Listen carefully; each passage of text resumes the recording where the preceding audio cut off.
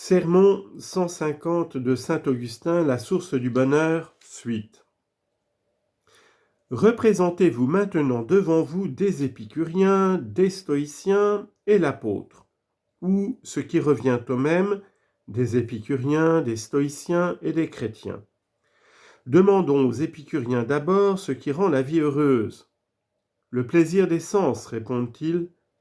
Ajoutez foi à cette assertion, car j'ai ici des juges. Vous qui n'avez pas lu cette sorte d'écrit, vous ignorez si tel est le langage, si telle est l'opinion des épicuriens. Mais il y a ici des hommes qui les ont lus. Reprenons par conséquent nos questions. Dites-nous, épicuriens, ce qui rend la vie heureuse. Le plaisir des sens, répondent-ils. Et vous, stoïciens, dites-nous aussi ce qui fait le bonheur de la vie. La vertu de l'âme, réplique-t-il. Que votre charité veuille bien examiner avec moi, car nous sommes chrétiens et nous voulons prononcer entre eux des philosophes. Comprenez d'abord pourquoi il a plu à Dieu de ne mettre que ces deux sectes en face de l'apôtre. Il n'y a pour former la nature et la substance de l'homme que le corps et l'âme. C'est dans l'une de ces deux parties, le corps, que les épicuriens placent la vie heureuse, et c'est dans l'autre, l'âme, que la mettent les stoïciens. Effectivement, si le bonheur dépend de l'homme, il ne saurait être que dans son âme ou dans son corps. C'est nécessairement le corps ou l'âme qui fait ce bonheur. Et chercher davantage, ce serait chercher en dehors de l'homme. Aussi bien, les esprits qui attribuent à l'homme la cause de sa félicité n'ont pu l'établir jamais que dans son corps ou dans son âme.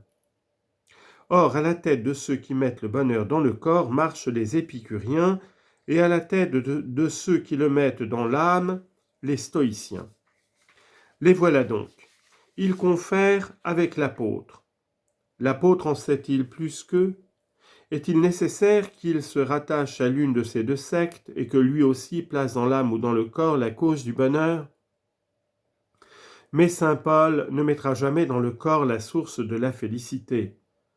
Pourquoi nous en étonner, puisque ce n'est pas non plus le sentiment de ceux qui se font du corps les idées les plus justes?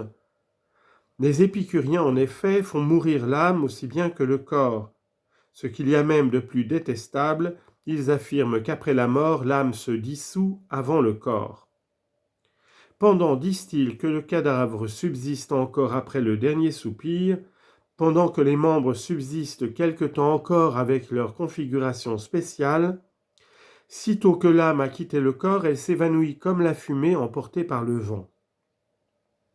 Comment donc nous étonner qu'ils placent le souverain bien ou la cause de la béatitude dans le corps, puisqu'à leurs yeux, leur corps l'emporte sur leur âme?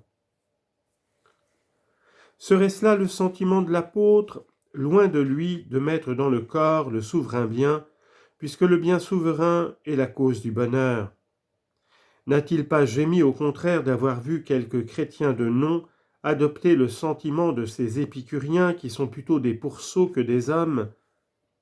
Tels étaient les misérables qui corrompaient la pureté des mœurs par la perversité de leur langage et qui répétaient « Mangeons et buvons, car demain nous mourrons ».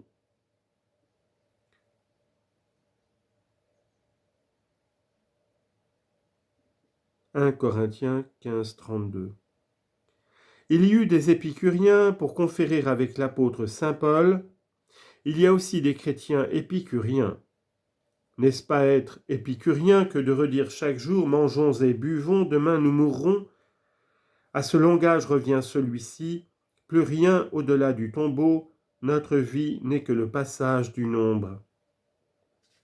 On répète encore dans la folie de ces pensées, couronnons-nous de roses avant qu'elles soient fanées, ne laissons aucun parterre sans y promener notre sensualité, laissons partout des traces de joie, c'est là notre part, c'est là notre sort. Nous élevons-nous avec plus de force contre ce langage? Résistons-nous à ces passions avec plus d'énergie?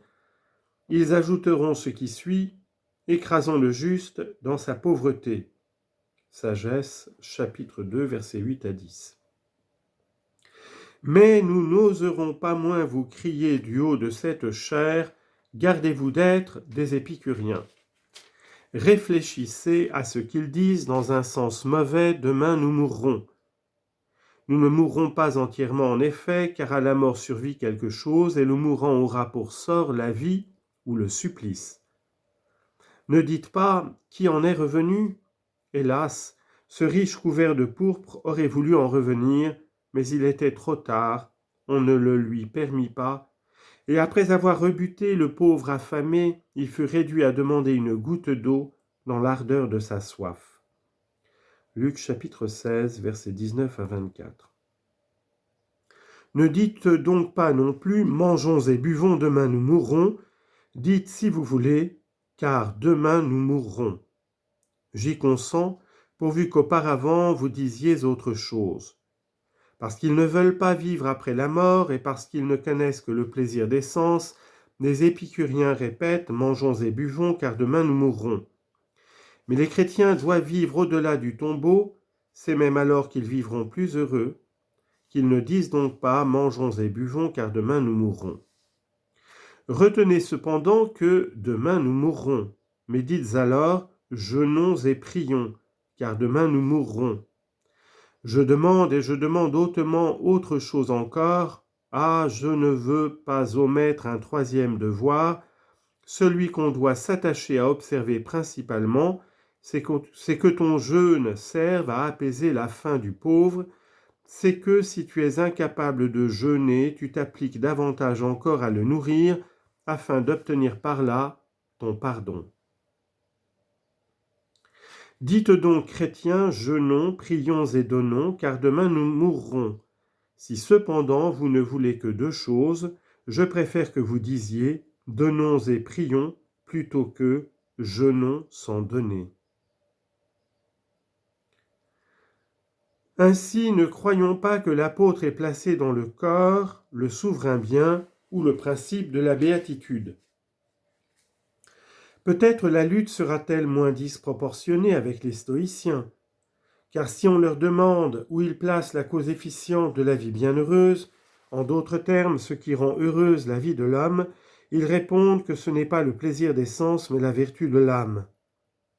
Et l'apôtre, est-il de cet avis ? S'il en est, soyons-en.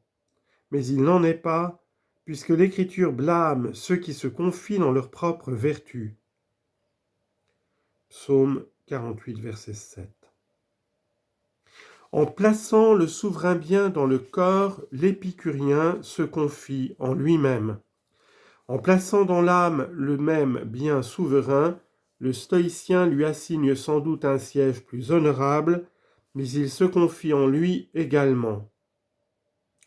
De plus, épicuriens et stoïciens ne sont que des hommes, mais maudit soit qui met son espoir dans l'homme. Jérémie chapitre 17, verset 6. Que faire encore ? Après avoir placé devant nous et l'épicurien et le stoïcien et le chrétien, questionnons chacun d'eux. Selon toi, épicurien, qu'est-ce qui fait le bonheur de l'homme ? Le plaisir des sens. Et selon toi, stoïcien, la vertu de l'âme. Et selon toi, chrétien, la grâce de Dieu.